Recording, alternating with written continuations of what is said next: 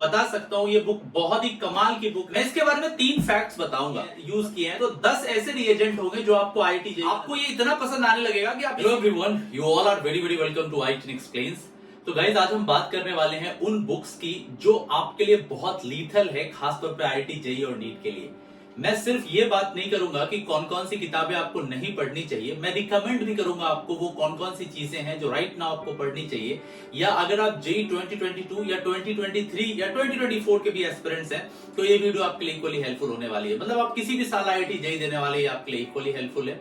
तो मैं एक एक करके आपको सारे बुक्स लेके आया हूं और कौन कौन सी चीजें पढ़नी है वो भी लेके आया हूं, और मैं एक एक करके इनके बारे में बड़े डिटेल से बताऊंगा। मेरा जितना अनुभव है, मैंने सारे अनुभव को एक वीडियो के अंदर झोंक दिया है, और क्योंकि मैंने इन किताबों के चप्पे चप्पे और लाइन बाय लाइन को, वर्ड बाय वर्ड को पढ़ा है, तो मैं उसी अनुभव के आधार पे आपको एक्सप्लेन कर रहा हूँ। ओके गाइस, तो सबसे पहले हम स्टार्ट करते हैं इस बुक के साथ। आपने इस बुक को देखा होगा, ये मार्च की बुक है जो वाइले में आपकी बी स्मिथ सर ने लिखी है। ये बुक के बारे में मैं आपको बताना चाहता हूँ। आप में से बहुत सारे बच्चे इस बुक को पढ़ते होंगे, हो सकता है आप सिलेक्टेड टॉपिक पढ़ते होंगे, या बहुत सारे बच्चे इस पूरे बुक को करने की कोशिश करते होंगे। इस बुक में पहली बात तो 2100 पेजेस की ये किताब है, और ये किताब खास तौर पे लिखी गई है ग्रेजुएशन फाइनल ईयर के लिए और मास्टर्स के लिए। इवन इस बुक को यूज किया जाता है पीएचडी लेवल तक के लिए। इस बुक के अंदर 6000 से ज्यादा रिसर्च पेपर को मेंशन किया गया है। अगर आप सिर्फ उन्हीं पेपर्स को अगर आप चेक करें तो आपको 7 से 8 साल लग जाएंगे। इसके अलावा इसके अंदर जितने एक्सपेरिमेंटल डेटाज वाइले और पियर्सन के पुट किए गए हैं वो अप्रोक्सीमेटली 12000 के ऊपर है। इसमें टोटल मिला के 26000 से ज्यादा इक्वेशंस है, और अगर देखा जाए तो लगभग में 58000 कॉन्सेप्ट्स हैं, 60000 कॉन्सेप्ट्स हैं। इसके एक एक चप्पे चप्पे को, लाइन बाय लाइन को, वर्ड बाय वर्ड को मैंने पढ़ा है, और मैं बता सकता हूं ये बुक बहुत ही कमाल की बुक है। अगर आप मास्टर्स के लिए पढ़ रहे हैं या रिसर्च पेपर के लिए आप पढ़ रहे हैं, या आप बहुत हाई लेवल पे कुछ नया कुछ ढूंढने की कोशिश कर रहे हैं ऑर्गेनिक केमिस्ट्री में।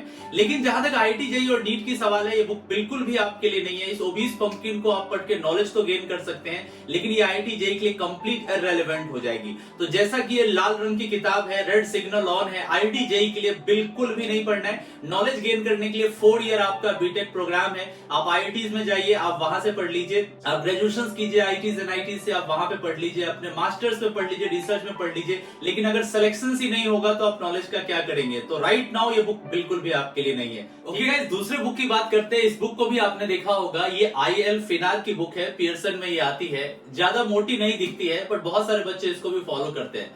मैं बोलूंगा ये बुक अच्छी है, पर कितनी अच्छी है मैं इसको बोलूंगा 10 to 15%, 10 से 15% ये किताब ऐसी है जो आपकी आईआईटी जेईई के लिए काम आ सकती है।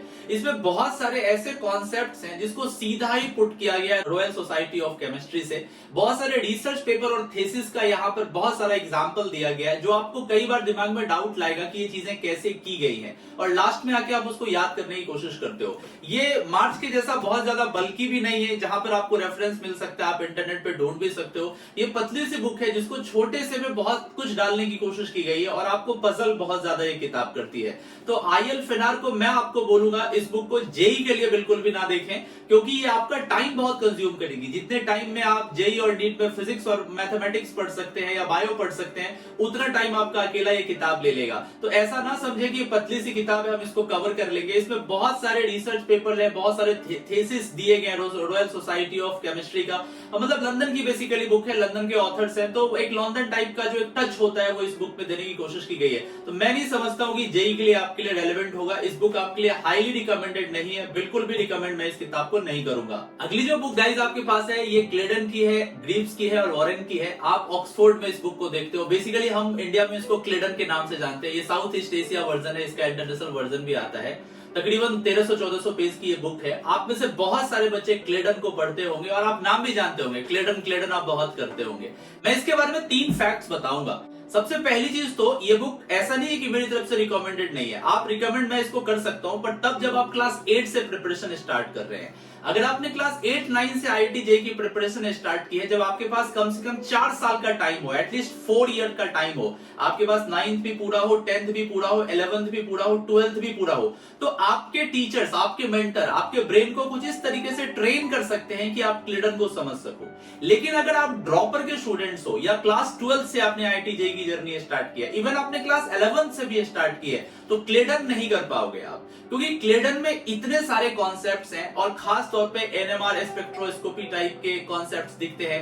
कई तरह के स्टीरियोकेमिस्ट्री का बहुत जबरदस्त यूज दिखाया गया है। पेरिसाइक्लिक रिएक्शंस और कई साइक्लिक रिएक्शंस ऐसे हैं जो कि आईआईटी जेईई के करिकुलम में दूर दूर तक नहीं है। अगर आप कॉन्सेप्ट वाइज बात करोगे तो अप्रोक्सीमेटली 30 to 40% कॉन्सेप्ट्स ऐसे हैं जो जेईई के ये कवर करता है, जो कि बहुत ज्यादा होता है। तो ऐसा नहीं कि इसको रिकमेंड नहीं किया जा सकता है, लेकिन रिकमेंड तभी किया जा सकता है जब आप एक छोटे बच्चे को क्लास 8-9 से ही आईआईटी जेईई या नीट को दिमाग में पुट कर दोगे। तो ये नीट तो छोड़ दो, अगर मैं आईआईटी जेईई की बात करूं तो आईआईटी जेईई में 8-9 से बच्चे के दिमाग में पुट किया जाता है कि आपको आईआईटी जेईई निकालना है। क्लास 8-9 से उसके दिमाग में आप बॉन्डिंग समझा देते हैं, कोवलेंट बॉन्ड का फॉर्मेशंस बता देते हैं, आप कार्बन मेटल्स के बीच का फॉर्मेशंस बता देते हैं, डिफरेंट मैकेनिज्म। जब वो 9th में ही वो रिएक्शन मैकेनिज्म सीख जाता है तो 11th में वो चलने लगेगा और 12th में क्लेडन को लेके दौड़ने लगेगा। लेकिन मोस्ट ऑफ द बच्चे जो मैं जिनको जानता हूं 80 to 90% ऐसे बच्चे होते हैं जो आईआईटी जेईई की तैयारी जो है या तो 11th में या 12th में या ड्रॉपर में स्टार्ट करते हैं। तो इतने कम वक्त में क्लेडन का 50% पढ़ना भी आपके लिए लिटरली इंपॉसिबल हो जाता है। रेलेवेंसी के हिसाब से 30 से 40% इरेलेवेंट है,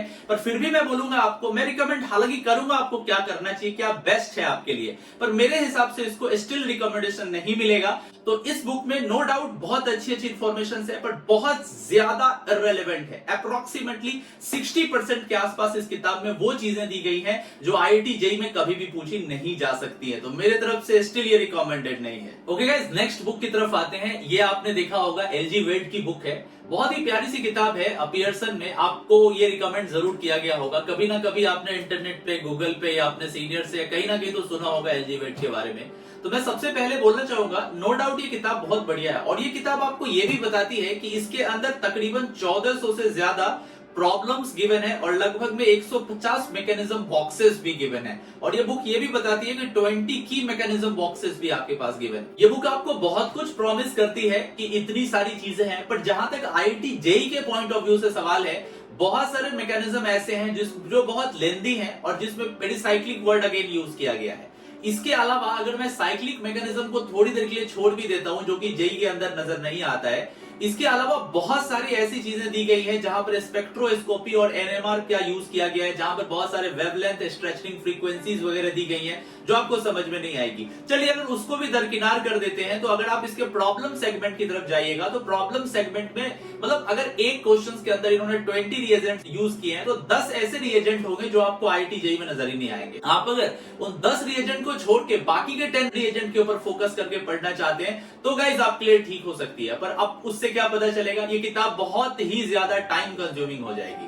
अगर आप खुद से पढ़ रहे हैं इस बुक को तो आपके लिए इस बुक से एक एक क्वेश्चन को पिक करना, फिर जो रेलेवेंट रिएजेंट है सिर्फ उसी को सॉल्व करना, आपके जेईई के सिलेबस में नहीं है उसको छोड़ देना, मतलब ओवरऑल ये आपके लिए बहुत हेक्टिक काम है। मतलब अगर इसके अंदर मैं क्वेश्चंस को करने की कोशिश करूं, मैं पर्सनली अगर आपकी जगह होता तो मैं इसको सॉल्व नहीं करता, क्योंकि आज के टाइम में मार्केट में इतने सारे मटेरियल्स अवेलेबल हैं जो कि बड़े टू द पॉइंट और रेलेवेंट है, तो हम क्यों इसके पीछे खामोखा अपना टाइम वेस्ट करेंगे। तो नो डाउट ये बुक बहुत बढ़िया हो सकती है। इसमें भी 30 to 40% तक आपके काम की चीजें हैं। अगर हम 60% इररिलेवेंट चीजों को निकाल दें तो, पर किसी प्रॉब्लम के अंदर से उस चीज को निकालना, मैकेनिज्म के अंदर से उस चीज को निकालना बहुत ही डिफिकल्ट हो जाता है एक बच्चे के लिए जो कि पीसीएम या पीसीएमबी या पीसीबी की तैयारी कर रहा है। बहुत ज्यादा डिफिकल्ट है एक बच्चा इनको छांट छांट के खुद से सॉल्व करे, बहुत टाइम कंज्यूमिंग है। तो मेरे तरफ से ये बुक भी रिकमेंडेड नहीं है। ओके गाइस, लास्ट बुक की तरफ आते हैं। ये सोलोमन्स है। लग गया ना शौक, अरे सोलोमन्स सर मोटी होती है, हाँ इसीलिए तो इसके 3 पार्ट मैंने बना दिए। देखो मेरे पीछे इसके बाकी के 2 पार्ट्स भी तुमको दिख रहे होंगे कॉर्नर में, तो मैंने इसको 3 पार्ट में बना रखा है। इतनी मोटी किताब है और ट्रस्ट में मैंने इसका एक एक line word by word, paragraph by paragraph, mechanism by mechanism coaching में भी करा रखा है। नो डाउट सोलोमन्स एक बड़ी कमाल की किताब है, लेकिन इसके साथ भी वही कंडीशंस है जो क्लेडन के साथ कंडीशंस थी। सोलोमन्स आपको तभी मिल सकती है जब आपने प्रिपरेशन क्लास 9 से स्टार्ट कर दी हो, आपको क्लास 9 से ही मैकेनिज्म SN1 SN2 आने लगा हो। जब रिएक्शन मैकेनिज्म को आप 9th और 10th में सीख लेते हैं तो 11th और 12th में इसको कवर कर सकते हैं। लेकिन आप पहली बार 11th या 12th में आए हो जेईई के लिए, आपके पास मुश्किल से 1 साल या 2 साल का वक्त है, तो ये किताब आपके लिए बिल्कुल भी नहीं है। जी हाँ, इसको करने में बहुत पसीने छूट जाएंगे, बहुत वक्त लगेगा और सबसे बड़ी चीज है कि ये बुक कहीं ना कहीं मैंने नोटिस किया बच्चों के पॉइंट ऑफ व्यू से एडिक्टिव है। मतलब इसका नशा चढ़ जाता है, आपको ये इतना पसंद आने लगेगा कि आप इसी में घुसे रह जाओगे, आपको फिजिक्स और मैथमेटिक्स पढ़ने का मन ही नहीं करेगा। और आपको पता है कि कोई आपसे पूछेगा तो आप ये नहीं बोल सकते हो कि मुझे बहुत आता है। मान लो शर्मा जी आते हैं और आपसे पूछते हैं कि बेटा तुम्हारा रैंक क्या आया, तो क्या बोलोगे? मुझे बहुत आती है। फिर वो पूछेंगे अच्छा बेटा रैंक क्या है, अरे मुझे सर बहुत आता है शर्मा जी, मुझे बहुत नॉलेज है। शर्मा जी फिर से पूछेंगे तुम्हारा रैंक क्या है, रैंक आईटी जेई नीट में। तुम बोलोगे अरे शर्मा जी बोल रहा हूं ना मुझे बहुत सब्जेक्ट आता है।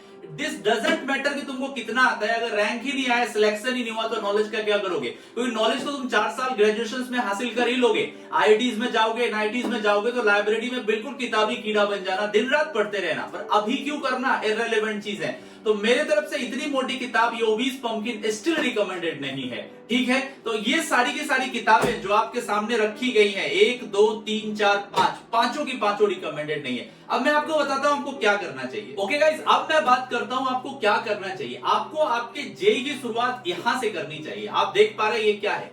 ये है एनसीईआरटी। सबसे पहले आपको कॉन्सेप्ट को बिल्डअप करना चाहिए एनसीईआरटी के ऊपर कि एनसीईआरटी क्या कहता है। ये देखिए आपके पास टोटल देखिए ये पार्ट 2 है जो कि क्लास 12 के लिए है, ये क्लास 11th का पार्ट 1 है, ये क्लास 11th का पार्ट 2 है और ये क्लास 12 का पार्ट 1 है। ये 4 जो बुक है आपको यहां से आपकी जर्नी स्टार्ट करनी है जेई मेंस के लिए या जेई एडवांस के लिए। जो स्टार्टिंग फाउंडेशन है वो यहां से आपका क्लियर होगा। इसके बाद आपको चाहिए होगा एक मेंटोर, एक वो बंदा जो हर एक चीज आपको एक्सप्लेन कर दे, हर एक चीज बता दे, हर एक चीज लिखवा दे। क्योंकि बेटा देखो, आप मेरी बात को समझो, खाली आपको केमिस्ट्री पढ़ने से तो सिलेक्शन होगा नहीं, खाली ऑर्गेनिक पढ़ने से तो सिलेक्शन होगा नहीं। सिलेक्शन तो तब होगा जब तुम मैथ भी पढ़ रहे होगे, फिजिक्स भी पढ़ रहे होगे, तब तुम फोडू लेवल का नॉलेज और प्रॉब्लम सॉल्विंग स्किल्स रखोगे फिजिक्स में भी, मैथमेटिक्स में भी, बायोलॉजी में भी, केमिस्ट्री में भी, तब जाके रैंक आएगा। ऐसा तो है नहीं कि अगर हम इतनी मोटी मोटी किताबें पढ़ लें और अगर हमारे पास 25 क्वेश्चन जेई मेंस में हम 100 नंबर ले भी आते हैं और बाकी सब्जेक्ट में नंबर नहीं आए तो रैंक बनेगा क्या? एडवांस में मान लो अगर हम 100 प्लस ले आए, बाकी में 10-10 नंबर आते तो हम कट ऑफ ही नहीं पार कर पाएंगे एडवांस में। इसके लिए आपको चाहिए होंगे इस तरह के स्पाइरल नोटबुक जो आपने क्लास में बना रखे हैं। अगर मैं आपको थोड़ा सा जूम करके दिखा दूंगा मैं इस वीडियो में, देखिए इस तरीके का आपको ये क्लास नोट्स होगा। देखिए इस तरह का क्लास नोट्स है, देख रहे हैं आप? आपको ऐसी चीजें दिखेंगी। मैं थोड़ा आपको जूम करके भी दिखा दूंगा। देखो ये मेरे टॉपर का क्लास नोट्स है जिसको मैंने लिखवाया है। तो एक एक चीज इस बच्चे ने लिखा है, एक एक सॉल्वेंट लिख रखा है। इसी तरीके से आपको किसी ना किसी एजुकेटर ने, भाई कोई तो टीचर होगा आपका, कोई तो मेंटर होगा जो आपको लिखवाता होगा। आप किसी भी ऑफलाइन कोचिंग में पढ़िए, चाहे आप एलन में हो, फिटजी में हो, रेजोनेंस में हो, वीएमसीज में हो, आकाश में हो, कहीं भी हो, या आप ऑनलाइन में कहीं भी स्टडी कर रहे हो, आप अनअकैडमी पर ही स्टडी कर रहे हो, आपको नोट्स तो मिलता होगा ना, आप जिसको क्लास में नोट करते होंगे। मान लीजिए लेटेस्ट से आप फिटजी जाते हैं, आपको क्या मॉड्यूल मिल जाता है? कोई थ्योरी नहीं बताई जाती, सब बताया जाता है, लिखवाया जाता है। रेजोनेंस जाते लिखवाया जाता है, एलन में एक एक मैकेनिज्म एक्सप्लेन किया जाता है। तो वो चीजें आप लिखते हो। उसी तरीके से जब अनअकैडमी में क्लासेस करते हो तो लिखते हो आप एक एक पॉइंट को, तो आपकी ऐसी नोटबुक बनी होगी। तकरीबन एक बच्चा ऐसी 6 नोटबुक बना लेता है अपने 11th और 12th के सिलेबस में, और यही आपका गीता है, यही महाभारत, यही कुरान है, यही आपका सब कुछ है आईआईटी जेईई के लिए। अगर आपको ये मिल गया, आपने ये बना लिया, आपका बच्चा है, ये आपको कभी धोखा नहीं देगा। लेकिन आपने न्यूज में सुना होगा, क्या सुना होगा? बेटे ने की बाप की हत्या। क्यों? ऐसा क्यों होता है? अरे परवरिश अच्छी नहीं थी, बेटे को बाप को मार दिया चाकू। सेम चीज ये आपका बेटा है। अगर आप इसकी परवरिश अच्छे से नहीं कीजिएगा, आप इसको अच्छे से बनाइएगा नहीं, समझ के नहीं लिखेगा, तो ये आपको चाकू क्या, आपको आईआईटी जेईई में कोई भी रैंक नहीं दिला पाएगा, कुछ भी नहीं, बर्बाद कर देगा आपको। सो मेक श्योर बेटा आप अच्छा नोट्स बनाएं। आपके पास वक्त है, आप इस वीडियो को किसी भी टाइमलाइन में देख रहे हो, 22, 23, 24, 25, ये वीडियो आपके लिए ऑलवेज इंपॉर्टेंट है। आपको मैंने बताया है कि आपको कौन कौन सी किताबें करनी है, नहीं करनी है, और मैंने आपको यह भी बताया कि आपको क्या क्या करना है। तो आप एनसीईआरटी से स्टार्ट कीजिए, क्लास नोट्स पर फोकस रहिए, और क्लास में जितनी भी जानकारी बताई जाती है, जो कुछ बताया जाता है, एक एक चीज को लिखिए, चाहे मैथ हो, चाहे फिजिक्स हो, चाहे केमिस्ट्री हो। देखिए इस बच्चे ने एक एक मैकेनिज्म को लिख रखा है, एक एक मैकेनिज्म इस बच्चे ने लिख रखा है। देख रहे एक एक मैकेनिज्म, यहाँ पर एक एक चीज अवेलेबल है। बेंजाइन हो गया मैकेनिज्म, जेईई मेंस में ऐसे नहीं, ये ARSN1, ARSN2, समझ रहे हो, ES, everything is available here. तो ऐसा नोट्स आपको बनाना है ताकि आप जब इसको एक बार पलटे सरसरी निगाह से, तो आपका दिमाग काम करने लगे। देखो अब सिलेबस का जहां तक बात है तो वो तो आप डाउनलोड कर लोगे, सिलेबस डाउनलोड करके आप पढ़ना स्टार्ट कर दोगे। एनसीईआरटी से फंडामेंटल नॉलेज मिल जाएगा, आपको पता चल जाएगा कि एनसीईआरटी के वो कौन कौन से टॉपिक है कि मैं इन सेलेक्टेड बुक से भी कर सकता हूं, और वक्त बहुत है। तो बेटा जो ओवरऑल सारांश निकल के आता है आप उसको समझ जाइए। जो सारांश ये निकल के आता है कि हमको वही करना है जो हमारे लिए बहुत इंपॉर्टेंट और रेलेवेंट है। रेलेवेंसी पर अगर ध्यान नहीं दीजिएगा तो बर्बाद हो जाइएगा। सो मेक श्योर आप रेलेवेंट पढ़िए, टू द पॉइंट पढ़िए, सिलेबस से स्टिच रहिए, और साथ ही साथ आप एनसीईआरटी को भी देखते रहिए, ठीक है।